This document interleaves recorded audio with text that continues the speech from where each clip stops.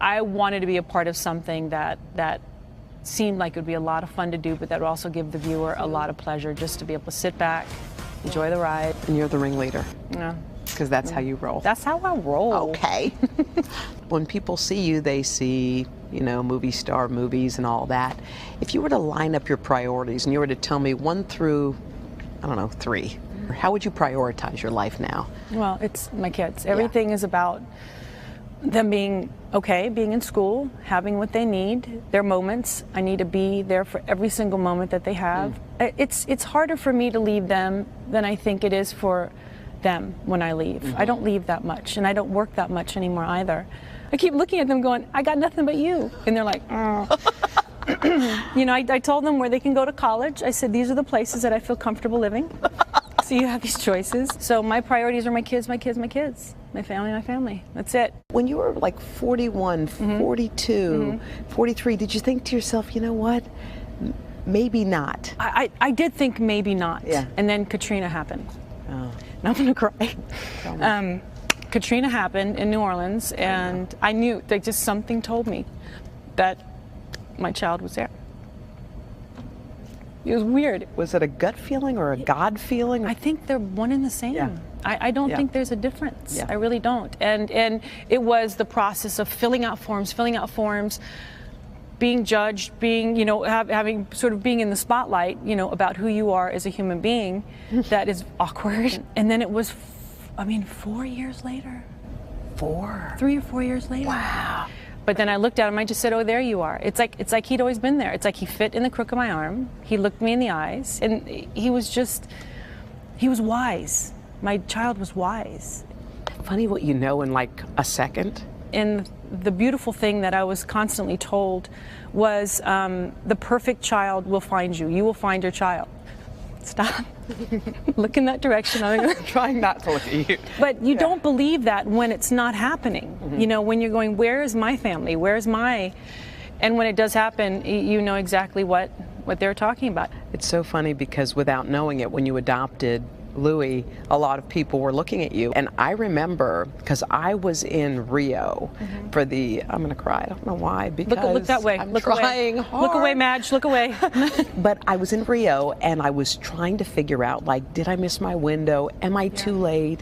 Should I have done, a bunch of woulda, couldas. And all of a sudden, I Googled you. I just wanted to know. And we were from similar areas in Virginia. We're the same age, and it was almost like hope. I said, oh my God. And literally that in Rio, after that, there was the little boy in Syria. I don't know if you remember him, but he had like dirt in his hair and he was sitting. That image came on the screen and I cried and I said, you know what? Like if I need one more sign, like I'm going home and I'm starting to fill out all that paperwork.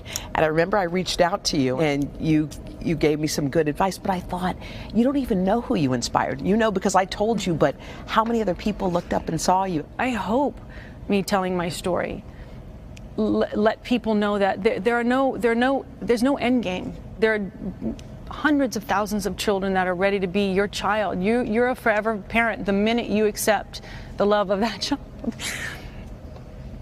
And it's amazing to me how we can take away people's happiness by telling them that this is the box that you have to stay in. There is no box. There's no box. So you have Louis. Yeah.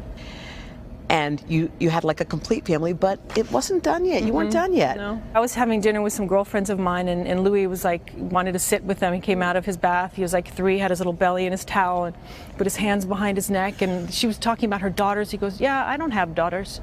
And she went, you don't? He goes, no, I don't have a daughter, but I'm going to have a baby soon. And they looked at me and I was like, I swear, I'm not, there's nothing out there. And I realized at that time, maybe he knew something.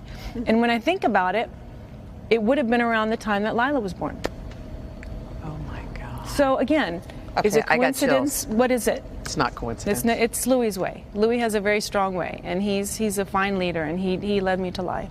What would your mom, if your mom were here? She'd love it. She would? She'd love every minute. And I often sit and like, I wish they would just allow the person who's deceased just to beam down for a second. So you can say, when do you want them to show up? And I was like right now would be the ultimate time. I just want her to see how everything is okay, and how amazing. I mean, I truly think that she had a hand in it. You know, I think she had a hand in the gifts. So I just want her to see that we're okay. You're more than okay. My God. It's just like being a mom, I finally realized, oh, this is what I was supposed to do when I grow up. Not be an actress, to be a mom. This was the purpose. Oh, this was it. This is my purpose. And I knew it at a very young age, and I think my mother saw that. She was like, please, not that young. Please, dear God, not that young. Not 17, honey. But I felt that calling at a very young age, but I had to become the mom that I was supposed to be for the kids that were waiting for me. I can't wait to see what happens to those kids. Yeah.